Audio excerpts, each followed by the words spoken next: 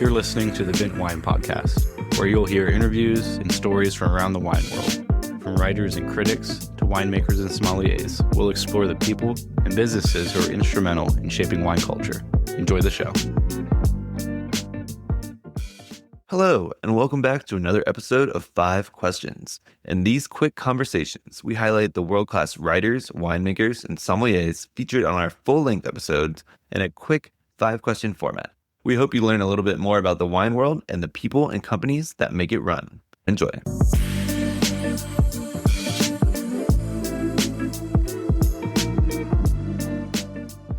All right, we are here with 5 Questions with Domaine Dujac's Jeremy Seysses. Hey, Billy, thanks for having me. We'll dive right in. Question 1, where are your vineyards located and what varieties do you work with?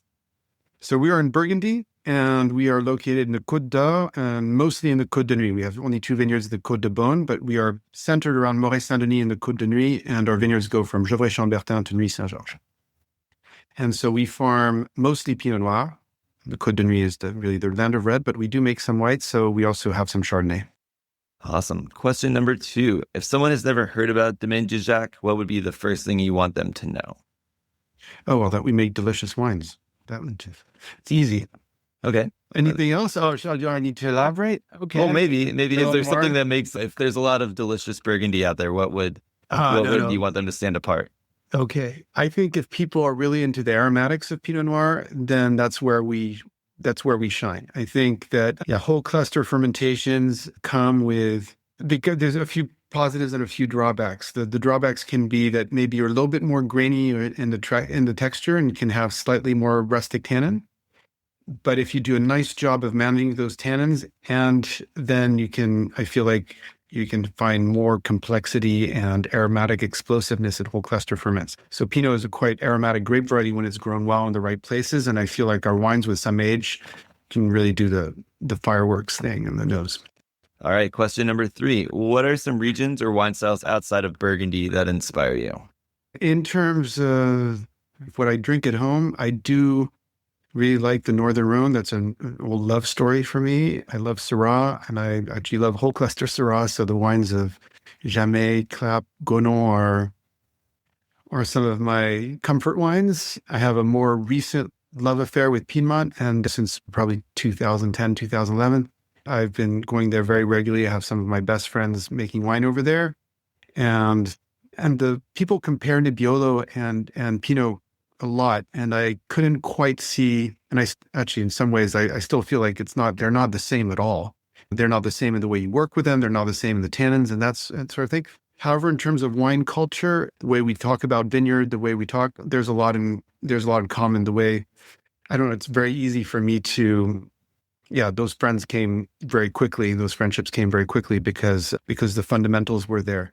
And so, yes, the exchanges I have with them have been really interesting in terms of good wine conversations. The Italian sense of the roots of the place is even stronger maybe than Burgundy. We're pretty strong on that front, but I see them as just that you talk to an Italian, their village is always the best village. And so, there's the home pride is really strong, but it's more than just pride. I feel like it's part of their fabric and part of their self. And that's something I really, really am drawn to. Yeah, no, we had a guy on last summer, and she was mentioning how her grandfather just never drank anything but Barbaresco, even though they were so close to all of the Barolo. She's like, nope, just Barbaresco. So, well, I think that's not just I suspect he only ever drank their own wine either as well. And that was a common thing in all sorts of wine regions. And I think that we've all been richer for having the curiosity outside of our region. There's such a thing as sense of place and sense of pride, and also chauvinism and lack of open-mindedness. And not to criticize Gaia's grandfather Giulio, but that generation was much more turned inward because honestly, the wine market was much smaller. You had to put yourself forward if you wanted to survive. And I'm just very glad to have grown up in an era where I can think of other winemakers as colleagues rather than as competitors, and of being able to just enjoy their work, because I love tasting other people's wines. It's very stimulating. Yeah, no, I agree. I think that's some great insight there. Question 4, which vintages have stood out to you over the years and why? And these can be good or bad, or just something that was memorable during the year.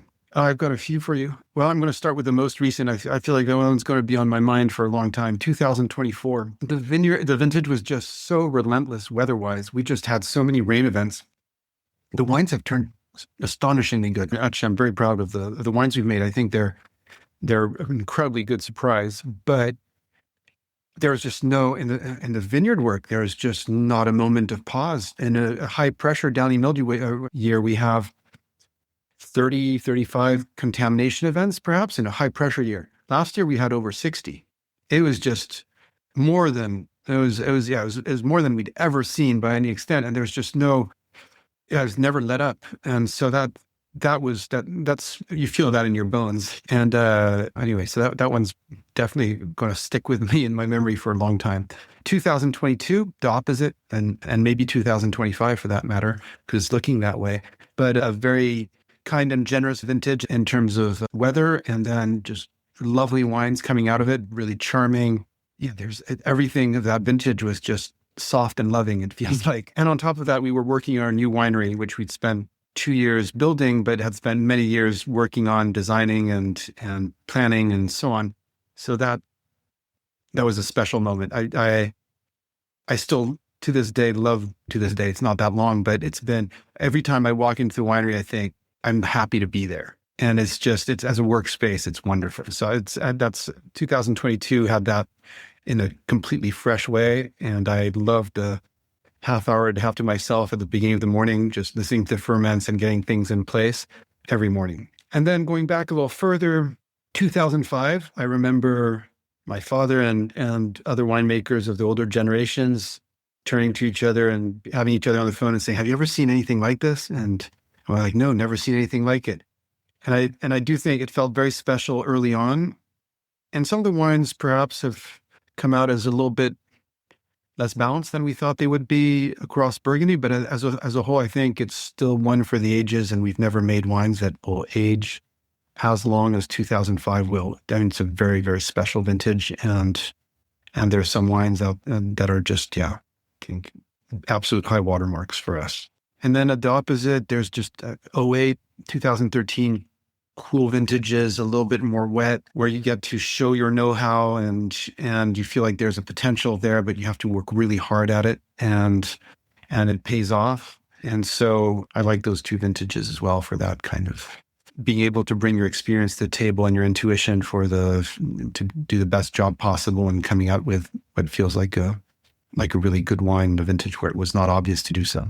Perfect. We'll keep an eye out for those vintages. Last question. Looking forward, what's on the roadmap for Dujac?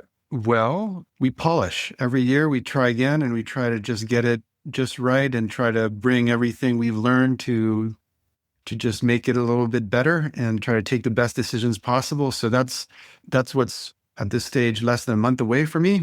We're just a few weeks away from harvest. And other than that, we've slowed down the négoce, and we are taking on 2 new vineyards and a little bit of extra vineyard surface, which I can't talk about quite yet, but we're not in detail, but that's exciting. So to replace the vineyards we purchased fruit from with some new vineyards that we will have control of the growing on is exciting. So that's the new short-term thing. Excellent. Well, thank you for your time. This has been 5 Questions with Jeremy Seysses. Thanks, Billy.